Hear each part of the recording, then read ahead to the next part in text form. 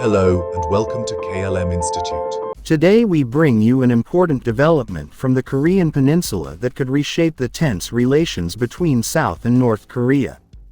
On August 4, 2025, South Korea's Defense Ministry confirmed that it has started removing its anti-North Korean loudspeakers along the Demilitarized Zone, or DMZ.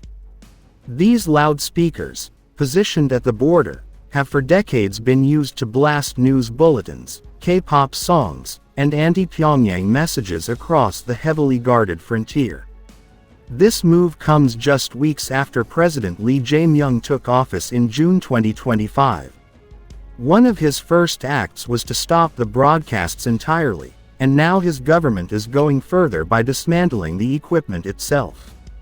The Defense Ministry says it is a practical step aimed at lowering tensions, but without reducing the South's military readiness.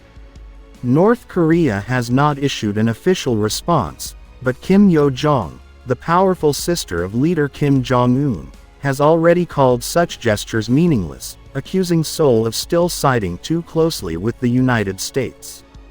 She also emphasized Pyongyang's growing partnership with Russia and said there is no interest in reviving talks under current circumstances. To understand the significance of this decision, we need to revisit the history between the two Koreas. Korea was a single nation until 1910, when Japan annexed it. After 35 years of colonial rule, Japan's defeat in World War II in 1945 brought an unexpected division. Soviet troops took control of the north, and U.S. forces took control of the south. Without consulting Koreans, the peninsula was split at the 38th parallel as a temporary arrangement. But during the Cold War, this temporary line became permanent.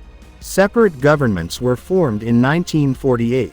South Korea on August 15 and North Korea in early September, each claiming to be the rightful ruler of the entire peninsula.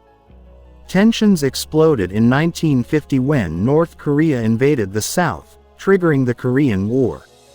The brutal conflict lasted 3 years, involved China and Soviet support for the North, and a United Nations force led by the U.S. backing the South. In 1953, the war ended not with peace, but with an armistice, leaving the two nations technically still at war. The DMZ became the most fortified border in the world. Since then, relations have swung between brief moments of hope and long periods of hostility. The loudspeakers themselves have been symbols of psychological warfare, turned on and off over decades depending on the political climate. In 2024, South Korea resumed the broadcasts after North Korea sent balloons filled with trash over the border. The messages, often mixed with catchy K-pop hits, were aimed at influencing North Korean soldiers and citizens near the border. But to Pyongyang, they were acts of provocation.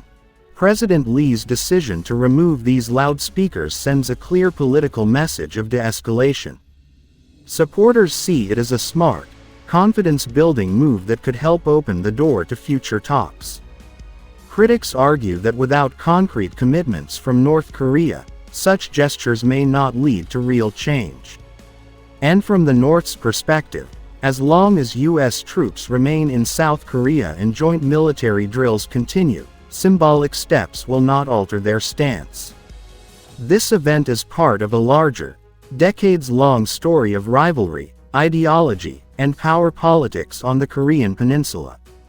Whether this dismantling of loudspeakers will become a stepping stone to peace or just another short-lived pause in hostility remains to be seen. But one thing is clear: any change along the DMZ is closely watched by the world, and every small gesture can have big consequences in this fragile balance. That's all for now from KLM Institute. Stay tuned for more global updates, and don't forget to subscribe so you never miss an important news story.